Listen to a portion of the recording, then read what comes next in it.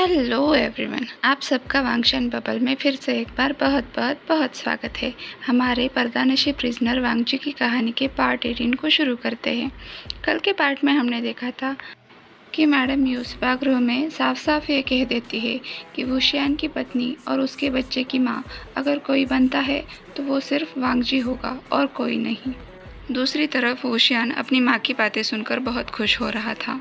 उसे पता था वांगजी के ज़रिए वारिस मिलना उसके लिए नामुमकिन है, लेकिन फिर भी अपने और वांगजी के छोटे सजीव प्रतिरूप को देखना उसके लिए सपने से कम नहीं था। एक बच्चे के लिए तो वांगजी को वो कभी नहीं छोड़ पाएगा। उसे उस पर पूरा भरोसा था। आगे चलकर वो जियांग परिवार में से किसी भी बच्चे को गोद ले सकते हैं। वांगजी की छत्र छाया में वो ज़रूर एक बेहतरीन कल्टीवेटर बनकर उभर कर आएगा। फुरेन, मैं शायद हंगवन-जुन जितनी काबिल नहीं हूँ, लेकिन कृपया मुझे एक मौका देकर देखिए। मैं सब कुछ बदल कर रख दूँगी। जियांग वुशियान के लिए एक बेहतर पत्नी, उनके बच्चे की एक अच्छी माँ साबित होकर दिखाऊँगी। मैं उनके लिए वारिस पैदा कर सकती हूँ, जो वांगजी कभी नहीं कर सकते। नी यांगजी गिड़गिड़ाते हुए मैडम यू से बोली। वो मैडम यू के सामने खड़े होकर उनके आंखों में झाँक रही थी। उसने तो अपना स्वाभिमान बेच खाया था। वो पूरी तरह से जिद पर अड़ी हुई थी। जब तक वुशियान उसका नहीं हो जाता, वो हार नहीं मानेगी। यांगजी को देखकर लूसी भी फिर से ताव में आ गई। अपने घुटनों पर बैठते हुए वो बोली, फुरेन, कृपया मुझे भी याद रखिए। मैंने बचपन से वुशियान से प्यार किया है। मुझे उसे बांटने में कोई दिक्कत नहीं है, जब तक कि वो मुझे अपना बना लेते हैं। बस इतना ही नहीं, अगर मुझे उनसे अलग किया गया तो मैं मर जाऊंगी। मैं सेनापति वुशियान के सिवा और किसी की नहीं होना चाहती। कहते हुए लूसी ज़ोर ज़ोर से रोने लगी तो ग्वांगयाओ ने आकर उसे संभाला। उसने लूसी को खड़ा करने की कोशिश की, लेकिन उसने साफ मना कर दिया। और अब देखिए इनकी असलियत। जिस कल्टीवेशन वर्ल्ड के बारे में ये दुहाई दे रही थी, अब उनके ज़बान पर उसका नाम तक नहीं है। ये दोनों तो बस किसी भी तरह करके मेरे बेटे के बेड तक पहुंचना चाहती है। मैडम यू ने उद्वेग से कहा। नी मिंगजे और जिन वुशियान शांति से उनकी सारी बातें सुन रहे थे। उनके छोटे भाई बहनों को सबक मिलना भी ज़रूरी था। वो मैडम यू से बिल्कुल सहमत थे। तो इसमें गलत क्या है? मैं वांगजी से हर चीज़ में बेहतर हूँ। मैं उन्हें इतना सुख दे सकती हूँ कि वांगजी सपने में भी नहीं सोच सकता। अब यांगजी ने अपनी आवाज़ चढ़ाई। शांत, प्यारे और समझदार व्यक्तित्व से उसका असली रंग रूप अब जाके बाहर आ रहा था।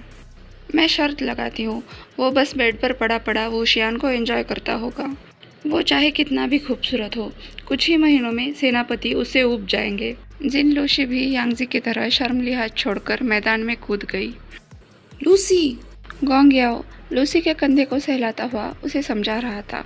उसे साफ साफ दिख रहा था कि लूसी अपनी ही कब्र खोद रही है। इस तरह वुशियान तो उसे अपनाने से रहा। बहुत हुआ। तभी वुशियान की आवाज़ ने पूरे सभागृह में शांति छा गई। वो बहुत ही ज़्यादा गुस्से में था। इस तरह की बेतुकी बातें अब उससे और नहीं सुनी जा रही थी। पूरा सभागृह बिल्कुल शांत था। वुशियान अपनी जगह से खड़ा हुआ।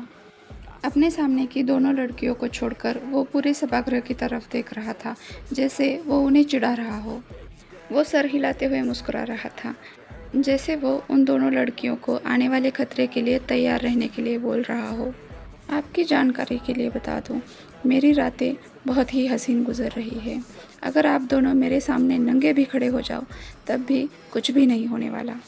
और मेरे वांगजी को देख लो, उसकी परछाई भी मेरे अंदर के बिस्ट को जगाने के लिए काफ़ी है। और तुम कहती हो कि तुम मेरी कॉन्क्यूबन बनना चाहती हो, मेरे बेड तक पहुंचना चाहती हो। ये कभी नहीं होने वाला। कहते हुए वुशियान ज़ोर ज़ोर से हंसने लगा। पूरे सभागृह में वुशियान की हंसी गूंज रही थी। साथ ही हर कोई अपनी हंसी को दबा रहा था। इन दोनों लड़कियों को बेइज्जत होता देखकर सबको मज़ा आ रहा था। क्या गंदा मजाक चल रहा है। मैं तो तुम्हें लकड़ी से तक न छूऊं। इन बेशरम लड़कियों की बेइज्जती करके अभी तक वुशियान का मन नहीं भरा था। जियांग वुशियान! जिन ग्वांगयाओ गुस्से में चिल्लाया।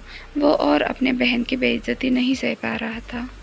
जियांग वुशियान अपने सर को हिलाकर फिर से एक बार मुस्कुराया, इससे पहले कि वह सुइबिया को बाहर निकाले।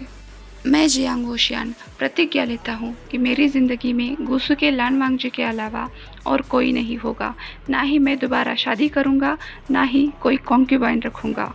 अगर ये प्रतिज्ञा मुझसे टूटती है तो धरती मुझे निगल ले, या फिर आसमान से कड़कती बिजलियों से मेरे शरीर के साथ साथ मेरी आत्मा भी भस्म हो जाए। होशियान ने सुई से अपनी हथेली को काट लिया। उसकी खून की बूंदें जमीन पर गिरी, साथ ही आसमान में बिजली गरजने की आवाज़ आने लगी। जमीन कांपने लगी, जैसे प्रकृति ने उसकी प्रतिज्ञा का स्वीकार किया हो। इधर जंगचा को अपनी आंखों पर यकीन नहीं हो रहा था, क्योंकि अभी अभी वांगजी ने 3 बोल चावल खाए थे। फिर भी उसके पेट में मिठाई के लिए जगह बची थी। जंगचा सोच रहा था, वांगजी तो परफेक्ट था ना, वो इतना भुक्कड़ कब से बन गया। वांगजी, तुम्हें पता है पिछले हफ्ते माँ ने तुम्हें किचन में खाना ढूंढते हुए पाया, वो भी आधी रात को और चोरी छुपे। तब से माँ ने सभी सेवकों को आज्ञा दी है, तुम्हारे लिए बेहतर खाना बनाकर तैयार रखे और ऐसी जगह रखे जहाँ पर तुम आसानी से उसे ढूंढ पाओ। जंगचा बातों ही बातों में वांगजी के सामने कुछ राज खोल रहा था। वांगजी के सामने जो लोकाट रखा था उसकी तरफ जंगचा ने अपना हाथ बढ़ाया तो वांगजी ने फट से चपेट लगाकर उसका हाथ वहाँ से दूर कर दिया। ऐश वांगजी, तुम इतने मतलबी कब से हो गए? जंगचा ने अपने हाथ को रब करते हुए कहा। तो वांगजी को तुरंत अपनी गलती का एहसास हुआ। उसकी आंखें ज़मीन पर टिकी हुई थी और गाल लाल हो गए थे। चेहरे पर क्यूट सा पाउट था। उसने धीरे से विस्पर किया, मुझे माफ़ कर दो। जंगचा चिल्लाने लगा, वांगजी, तुम इतने प्यारे कैसे हो सकते हो? तुमसे कोई गुस्सा कैसे रहेगा? इस तरह से जंगचा को नाटक करते हुए देखकर वांगजी के चेहरे पर एक प्यारी सी मुस्कुराहट आ गई। वांगजी, जब तुम मुस्कुराते हो तो बहुत प्यारे लगते हो। अगर तुम्हें कोई परेशानी है तो तुम मुझसे बेझिझक कह सकते हो। अब तो हम एक ही परिवार है ना। प्यार से वांगजी के सर को सहलाते हुए जंगचा बात कर रहा था। आचेंग, वांगजी ने कहा, आजकल झांगफू की तबीयत कुछ ठीक नहीं है। हमेशा उनका जी मचलता रहता है, यहाँ तक कि वो खाने को सूंघ तक नहीं पाते। बार बार उल्टियाँ करते रहते हैं। मैंने उनकी चिकित्सा भी की, लेकिन मुझे कुछ भी नहीं मिला। वांगजी इस बात से काफ़ी परेशान था, इसलिए उसने जंगचा को बताना ठीक समझा। जंगचा ने पहले ही अपने माता पिता से भविष्यवाणी के बारे में सुन रखा था। उसकी धड़कनें तेज़ हो गई। वो मुस्कुराते हुए वांगजी की तरफ बढ़ा और बोला, वांगजी, तुमने आशियान की चिकित्सा की लेकिन कुछ नहीं पाया? जंगचा ने ध्यान से पूछा तो वांगजी ने पाउट करके हाँ में सिर हिलाया। क्या तुमने अपने आप की चिकित्सा की? जंगचा ने धीरे से पूछा।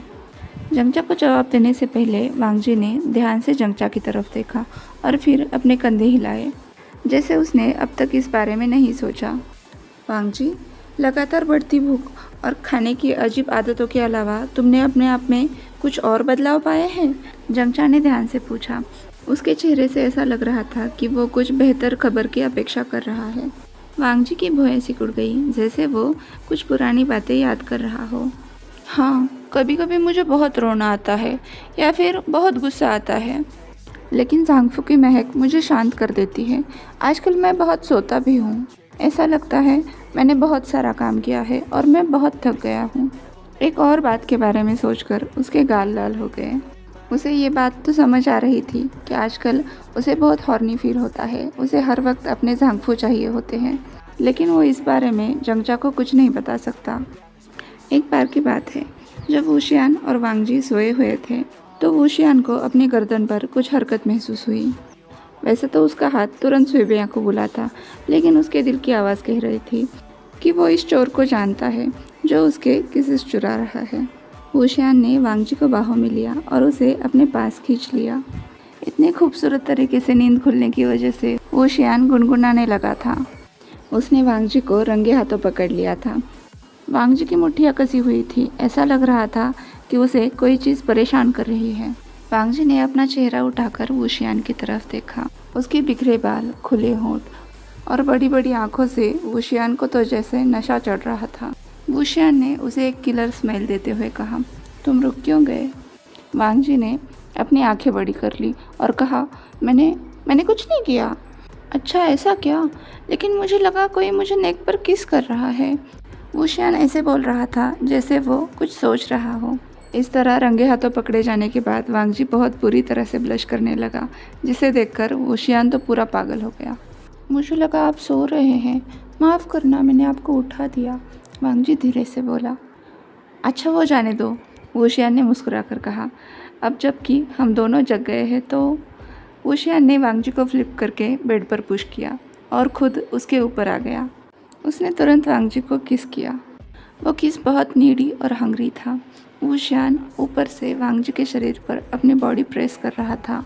वांगजी ने हाफते हुए अपने झांगफू का नाम लिया, वुशियान। वांगजी के मुंह से इतने सिंफुली अपना नाम सुनकर वुशियान को अपने आप पर प्राउड फील होने लगा। प्लेजर में अपनी आंखें रोल करते हुए वुशियान बोला, आयरन, ये तुमने मेरा क्या हाल कर दिया है। वांगजी को लगातार रब करते हुए वुशियान उसे प्लेजर करने लगा। दोनों का किस और भी गहरा होता गया। वांगजी ने जवाब देने के लिए अपना मुंह खोला, लेकिन वुशियान ने फिर से उसके लिप्स कैप्चर कर लिए। वुशियान को ऐसा लग रहा था कि वांगजी ने उसे अपना आदी बना लिया है। वांगजी के साथ होने पर उसे जिंदा होने का एहसास होता है। जिस तरह से वांगजी का शरीर उसके हर टच के साथ रिस्पॉन्ड करता है। वांगजी की हर हरकत उसे चिक चिक कर बताती है कि वो उससे कितना प्यार करता है। वुशियान ने अपना माथा वांगजी के माथे पर रखा। वो प्यार से वांगजी की तरफ देखते हुए बोला, वांगजी, मैं तुमसे बहुत प्यार करता हूँ। फट से वांगजी की आंखें भी खुल गई। उसने वुशियान की तरफ देखते हुए कहा, मैं भी आपसे बहुत प्यार करता हूँ। वुशियान के चेहरे पर एक बहुत बड़ी मुस्कुराहट आ गई। कोई उसे देखता तो उसे बिल्कुल बेवकूफ़ समझता, पर वांगजी वुशियान की तरफ देखकर मुस्कुराया। वांगजी ने वुशियान को नेक से पकड़ते हुए उसे फिर से किस करना शुरू किया। गहरी सांसें लेता हुआ वांगजी वुशियान की तरफ देख रहा था। झांगफू, आप अभी मुझे चाहिए, वांगजी ने कहा। मैं पूरा तुम्हारा हूँ आयरन, वुशियान ने भी जवाब में कहा। इस बार वांगजी ने वुशियान को नीचे धक्का दिया और वो वुशियान के ऊपर आ गया। वुशियान के शरीर को वांगजी की थाइस ने पूरी तरह से जकड़ा हुआ था। वुशियान को देखकर वांगजी ऐसे मुस्कुरा रहा था जैसे उसका पसंदीदा खाना उसके सामने हो। थोड़ी ही देर में वांगजी ने वुशियान के अपर बॉडी को पूरी तरह से ही किस से भर दिया। ये प्यार का सिलसिला काफ़ी देर तक चलता रहा, लेकिन इस बार वांगजी अपने पूरे जोश में था। ये सब बातें याद करते हुए वांगजी बुरी तरह से शर्मा रहा था। जंगचा ने यह भांप लिया कि वो किस बारे में बात करना चाहता है। बस पूरे डिटेल में समझाने की कोई ज़रूरत नहीं है, कहते हुए जंगचा ने अपने कान बंद कर लिए। साओजी, क्या आप मेरी एक बात मानोगे? जंगचा ने आशा से वांगजी की तरफ देखते हुए कहा। आज के लिए बस इतना ही। आपसे कल मिलती हूँ। तब तक के लिए अपना ख्याल रखिए। मेरे चैनल को सब्सक्राइब कीजिए, इस वीडियो को लाइक, शेयर एंड कमेंट कीजिए और वांगशन बबल में खुश रहिए। Thank you.